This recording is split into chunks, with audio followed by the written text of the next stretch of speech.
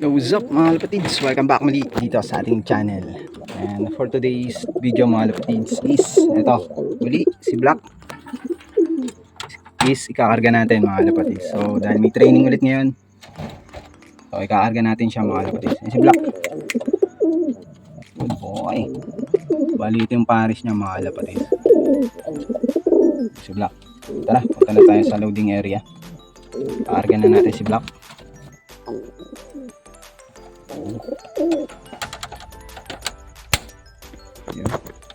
A few moments later. So ito mga kalapatids, nandito ulit tayo sa loading area. Mga kalapatids natin, Yo. Ito, part 2. Ang baka may gusto kayong shoutout, Shoutout to dalawang pa. Yun. Si Boss Panching, si Boss Francis, Sali ulit tayo ng huling mga kalapatids. So may training ngayon. Sali ulit natin si Black. Matik yan. Ayan, pogi nga nag-i-sticker Hindi talaga. Pwede na sa ano? Import. Sa gay bar. Totoo yan. Hindi totoo yan. Totoo yan. Tayo. Pinasok na mga kalapatids. Angas. Thank you.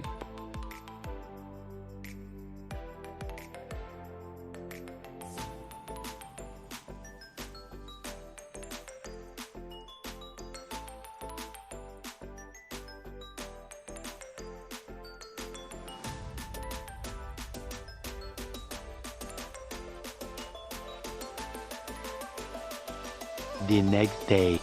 What's up mga kalapatids? Yan, sa magandang umaga nga sa inyo lahat. So ito, dito na nga tayo sa loft. Abangan natin si Black mga kalapatids. 7:50 AM. So nirelease nga yung mga ibon kaninang 6:30 AM mga kalapatids. So sa Agdangan, Quezon. Ito yung weather natin ngayon mga kalapatids. Medyo cloudy. Ayan. Kanina na ulan-ulan. So yung oras na to mga kalapatids is nag-speed na lang ng 1,000. So sana makalusot ng maaga si Black mga kalapatids.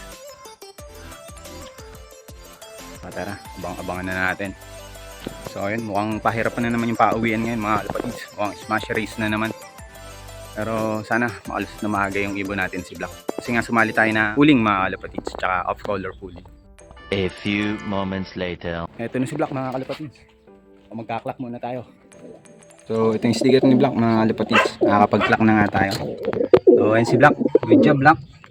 So bali nasa 951 yung speed ni Black mga kalapatids. Ayan. So medyo marami-rami na rin nakapag-clock mga kalapatids. So umpisa pa lang ng pauwian. Ayan.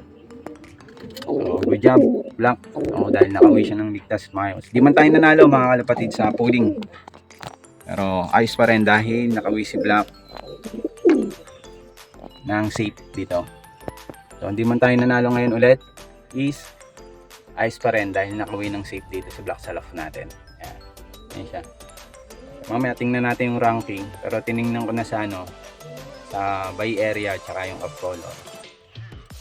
So may nauna sa atin mga kalapatids. So ganun pa nga is bawi na lang ulit tayo next time. At least nakauwi si Black mga kalapatids. Salap natin ang safe. Yung pares niya.